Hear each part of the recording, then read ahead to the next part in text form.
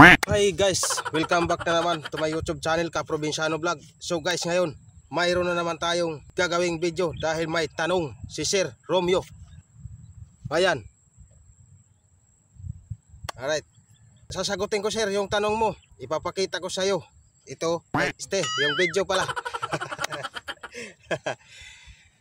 So, dahil may tanong si Sir Romeo, kayo na ang bahalang humusga sa bahay ni Epic Home.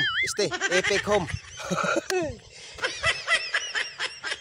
Titingnan natin mamaya mula sa butas hanggang kung paano linagay yung lintel beam. Alright. So, tara. Pero bago ang lahat, please like and subscribe to my YouTube channel, Kaprobinsyano Vlog. At i-follow nyo ako sa aking Facebook page, Kaprobinsyano Vlog. Siyempre. So, ayan. Huwag na tayo magtagal. Teka lang, ganda sa likod ah. Ganda nga sa likod guys. So tara na, samahan nyo ako dahil papakita natin to na bahay ni Epic Home. Epic Home. Kayo nang bahala musga. Alright.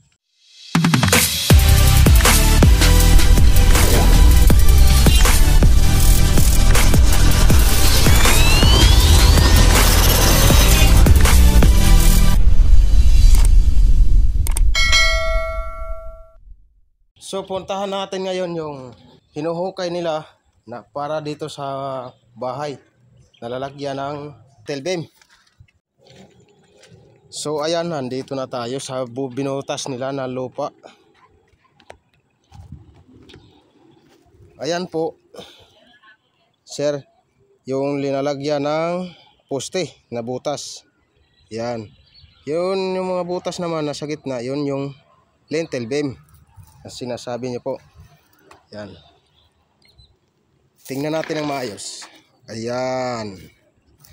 Tapos tingnan natin dito papunta doon. Ayan.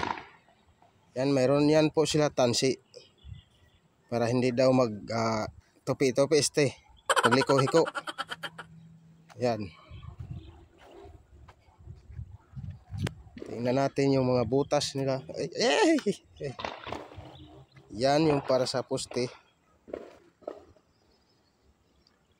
Yan. Tama-tama sir itong tanong mo ngayon kasi hindi pa kami tatabo ng ng mga lintel beam na linagay namin sa ilalim. Tama-tama talaga, nagbibiga din kami pang second floor na same din dito sa ilalim. Alright, so tara, let's go, tingnan natin. So ayan sir, yung ilalim nya, yan yung lintel beam sa ilalim.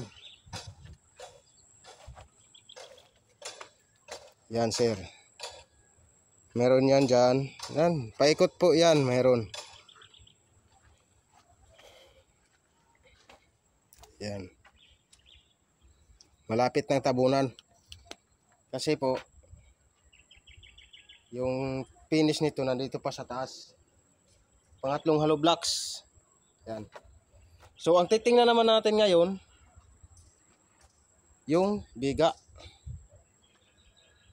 sa taas or lintel beam sa taas. Yung dyan. Dyan. Yan. So may pupuntahan ako yung ginagawa namin meron ng lintel beam pero bakal pa lang para makita nyo din. Alright, tara. So ayan, nandito na po tayo boss sa ginagawa namin. Yan yung imprant ng bahay. Tara, pasukin natin.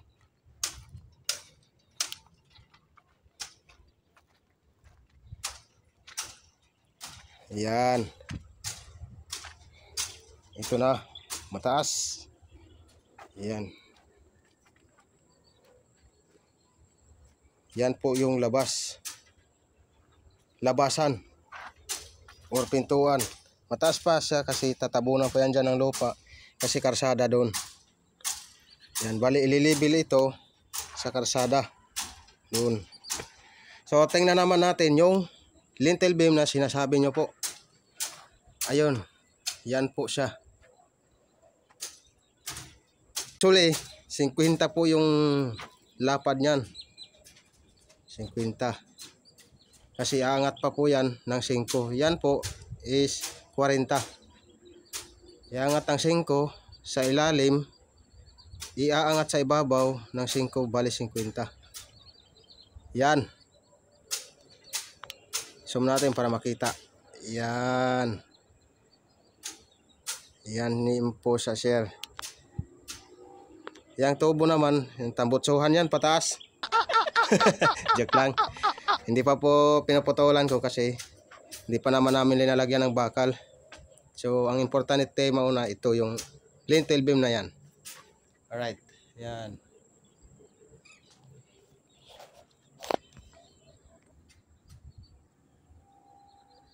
Ayan.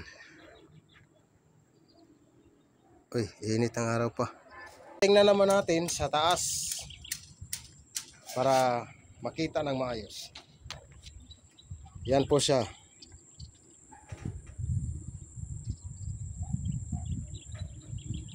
Yan. Ito yun oh. Yun po yung sinasabi nyo sir na lintel beam.